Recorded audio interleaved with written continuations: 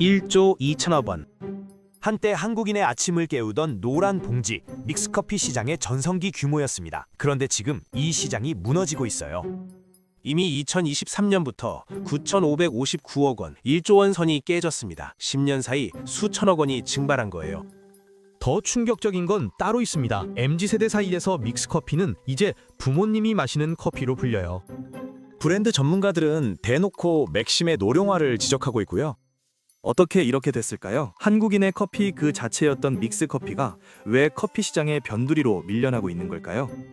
오늘은 믹스커피의 몰락을 숫자와 구조로 파헤쳐 보겠습니다.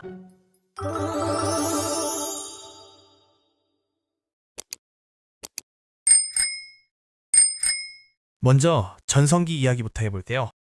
1970년대 후반 동서식품이 3인원 커피 믹스를 내놓습니다. 커피, 설탕, 프림이 한 봉지에 들어간 형태였죠. 이게 왜 혁명이었냐면요. 그 전까지는 커피를 마시려면 매번 설탕이랑 프림 비율을 맞춰야 했어요. 귀찮았죠. 그런데 믹스커피는 뜨거운 물만 부으면 끝이에요. 어디서든 같은 맛이 나고요.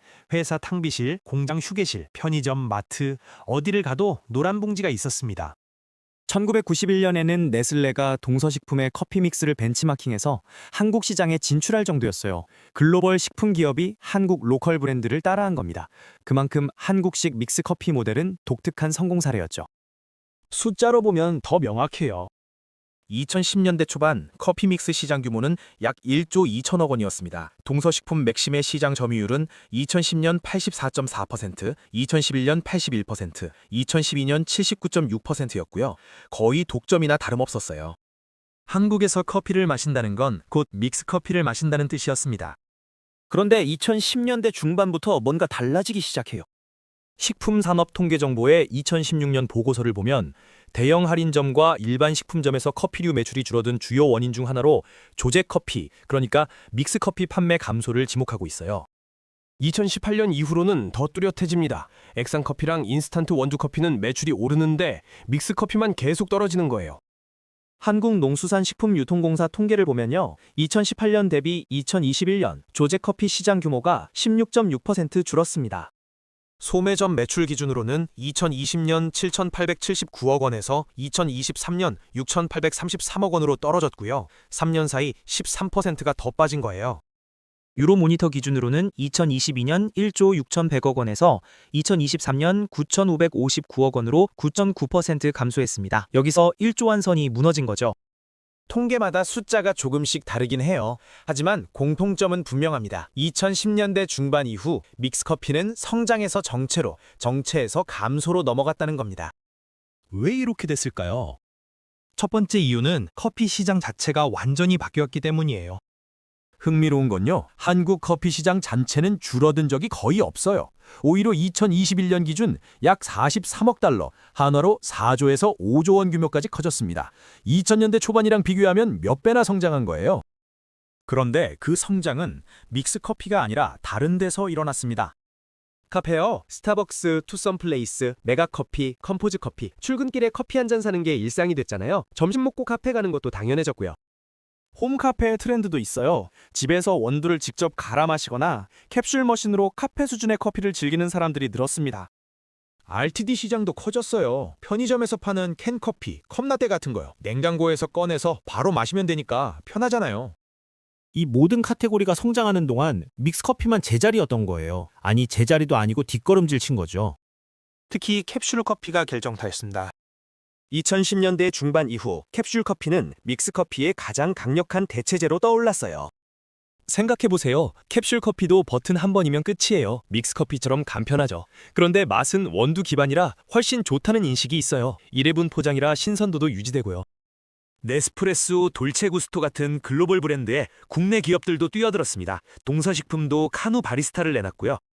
가격은 믹스커피보다 비싸요. 하지만 카페에서 사 마시는 것보단 훨씬 싸잖아요.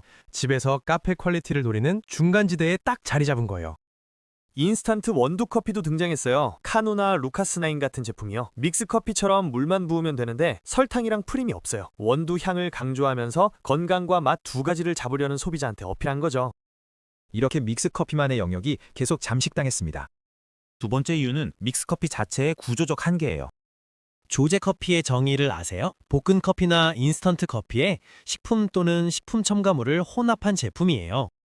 쉽게 말하면 커피 플러스 설탕 플러스 프림이 기본 구성인 거죠. 문제는 요즘 소비자들이 이걸 싫어한다는 겁니다. 전 국민적으로 건강에 대한 관심이 높아졌잖아요. 설탕 많이 먹으면 안 좋다, 포화지방 조심해야 한다, 첨가물 피해야 한다, 이런 인식이 커지면서 믹스커피에 대한 거부감도 함께 커진 거예요. 전문가들은 이렇게 분석해요. 조제 커피의 과도한 첨가물에 대한 거부감, 대표 브랜드 맥심의 노령화, MZ세대의 커피 음용 방식 변화, 이 세 가지가 장기적인 시장 축소로 이어질 거라고요. 특히 세대 차이가 또렷합니다. 과거에는 집이나 회사에서 믹스커피를 마시고 밖에서는 자판기 커피나 다방 커피를 마셨어요. 지금은요, 집이나 회사에서도 캡슐이나 원두머신, RTD를 마시고 밖에서는 프랜차이즈 카페나 개인 카페를 가요. MZ세대 사이에서 믹스커피는 달고 인공적이고 첨가물이 많다는 인식이 자리 잡았어요. 부모 세대의 커피라는 꼬리표가 붙은 거죠. 카페에서 마시는 커피가 진짜 커피라는 인식, 이게 MZ세대를 중심으로 확산됐습니다. 맛과 취향의 세분화 문제도 있어요. 믹스커피는 누구에게나 평균적으로 무난한 맛을 목표로 해요. 그게 강점이었죠. 그런데 요즘 소비자들은 취향이 세밀해졌어요. 산미 강한 커피를 좋아하는 사람, 고소한 브라질 원두를 찾는 사람, 싱글 오리진 스페셜티만 마시는 사람, 다 다르잖아요. 원두나 드립백은 이런 세분화된 취향에 대응할 수 있어요. 라인업을 다양하게 가져갈 수 있거든요.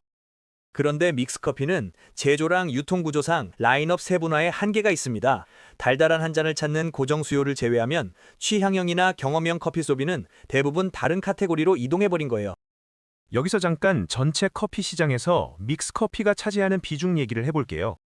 AT랑 유로모니터, 업계 분석 자료들이 공통적으로 지적하는 게 있어요. 믹스커피가 전체 커피 시장에서 차지하는 비중이 계속 줄어들고 있다는 겁니다. 조제 커피는 전체 커피 사업에서 지분이 줄어들고 있는 게 트렌드라고 해요. 첨가물 거부감, 브랜드 노령화, MZ세대의 새로운 음용 방식, 이게 중장기 축소를 이끌 거라는 전망이에요. 믹스커피는 여전히 수천억 원대 시장을 유지하고 있어요. 하지만 커피 산업의 중심에서 변두리로 옮겨가고 있는 겁니다. 그런데요, 흥미로운 반전이 있어요. 2024년 동서식품 맥심의 커피 믹스 판매량이 전년 대비 0.5% 증가했습니다. 0.5%가 뭐가 대단하냐고요? 2014년 이후 10년 내내 감소하거나 정체였어요. 10년 만에 처음으로 반등한 겁니다. 국내 커피믹스 시장 점유율 1위인 동서식품 판매량이 늘었다는 건 커피믹스 전체 판매가 다시 조금 올라갔다는 의미로 해석할 수 있어요. 왜 이런 일이 생겼을까요? 고물가 때문이에요. 환율이 오르고 원두 생산량이 줄면서 카페 커피 가격이 올랐잖아요. 캡슐 커피도 비싸졌고요. 커피값이 1년 새 7.8% 올랐어요. 믹스커피 가격도 16.5% 올랐지만 그래도 한 잔 단가로 보면 여전히 제일 싸거든요. 회사 탕비실이나 공장에서 가성비를 이유로 믹스커피를 다시 찾는 움직임이 생긴 거예요. 업체들도 변화를 시도하고 있습니다. 동서식품은 제로 커피 믹스, 저당 커피 믹스를 내놨어요. 프림 대신 우유 성분을 넣은 심플 라떼도 출시했고요. 건강이랑 취향을 잡으려는 시도예요. 남양유업 프렌치 카페도 스테비아랑 산양유 단백질을 넣어서 차별화를 꾀하고 있어요. 2010년 출시 이후 누적 판매량 214억 개를 달성했다고 하더라고요. 전문가들은 소비자 취향이 다양해지면서 정체기를 맞은 믹스커피 시장에 제로나 프리미엄 제품이 새로운 돌파구가 될 수 있다고 평가해요. 다만 이런 시도들이 전체 시장 규모 감소를 뒤집을 정도인지 아니면 하락 속도를 완화하는 수준에 그칠지는 아직 불확실합니다. 정리해볼게요. 믹스커피는 여전히 수천억 원대 시장이에요. 완전히 사라진 건 아닙니다. 하지만 커피 시장에서 차지하는 비중과 상징성은 크게 줄었어요. 커피가 곧 믹스커피였던 시절은 이미 끝났습니다. 주 소비층은 중장년층, 공장, 사무실, 건설 현장 등으로 편중됐어요.